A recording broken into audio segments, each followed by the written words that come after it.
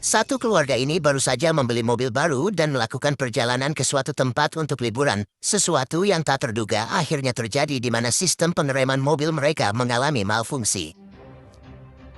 Beberapa saat kemudian, Tony mulai menyadari ada yang salah dengan mobil barunya. Dia mengecek apakah ada yang salah atau tidak dari mobilnya. Dia menginjak pedal rem dan mobilnya tidak bisa diperlambat. Sistem mobil tersebut mengalami malfungsi secara total dan melumpuhkan semuanya. Dia melihat ke monitor Mia kecepatannya tertahan di 130 km per jam. Dia mencoba menonaktifkan sistem itu dan tidak terjadi apa-apa. Tony mencoba menarik sebuah tuas dan muncul peringatan malfungsi sistem. Kecepatan mobil mereka naik menjadi 140 km per jam di monitor. Tony menelpon Sales tempat dia membeli mobilnya dan menceritakan mobil yang dibelinya mengalami masalah. Sales tersebut tidak menghiraukan dan mengatakan semuanya akan baik-baik saja dalam beberapa saat. Mobil Tony yang mulai tak terkendali melaju kencang dan menabrak mobil kuning milik yang bisa saja disebut Johnny. Johnny terdiam membisu dan melihat apa yang terjadi pada mobilnya. Dia sangat marah dan mengejar mobil Tony. Seorang polisi pria mengejar mereka, menyuruh mereka menepi, tapi Tony menjelaskan apa yang terjadi pada mobil mereka kepadanya. Mereka membacakan tulisan SOS kepadanya. Johnny yang mengejar Tony dihadang polisi wanita, kemudian tanpa menghiraukannya dia menancap gasnya dan terus pergi mengejar Tony.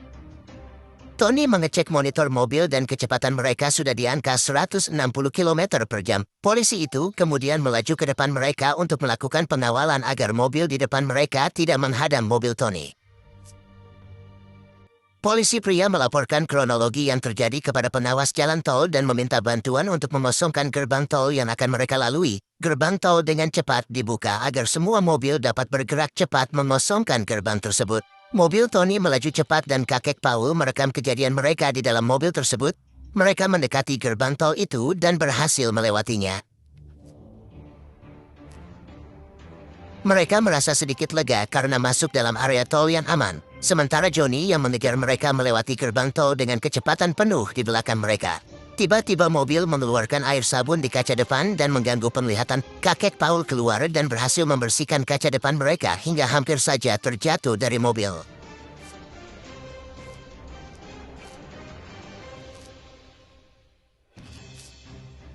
Kakek Paul menggantikan posisi Tony sebagai sopir. Tony menelpon Sales mobil yang dia beli, tapi lagi-lagi dia tidak dihiraukan olehnya. Tak lama kemudian Johnny digigit seekor lebah dan menabrak mobil yang mengantri untuk keluar tol di belokan. Johnny makin marah dan bergegas kembali menancap gas mobilnya mengejar Tony dan keluarganya. Kakek Paul membuang air kecil di sebuah tas plastik dan ingin Tony membuangnya. Tas plastik itu dibuang keluar jendela dan mengenai wajah Johnny sehingga dia semakin marah kepada mereka. Polisi pria menyuruh Johnny untuk memperlambat mobilnya. Mereka mencoba menginjak pedal rem sekali lagi, namun pedal rem tersebut patah. Tony membuangnya keluar jendela sehingga mengakibatkan polisi pria terjatuh. Polisi wanita kemudian datang dan menolongnya.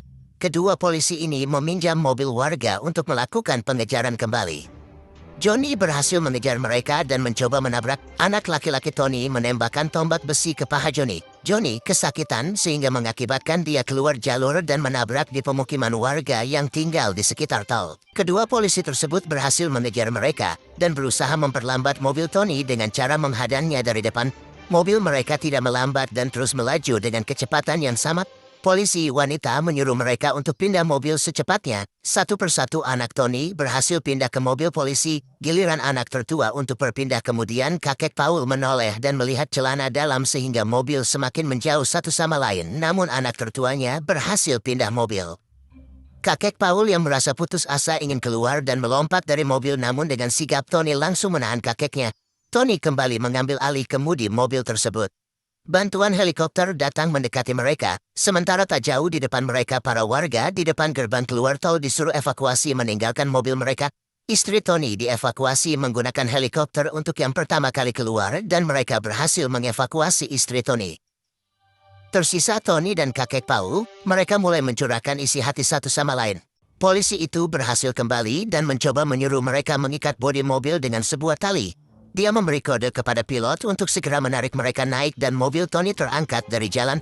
Tak berselang lama mobil terbelah dua di udara. Tony dan kakek Paul jatuh ke tanah dengan keras, namun mereka berhasil selamat.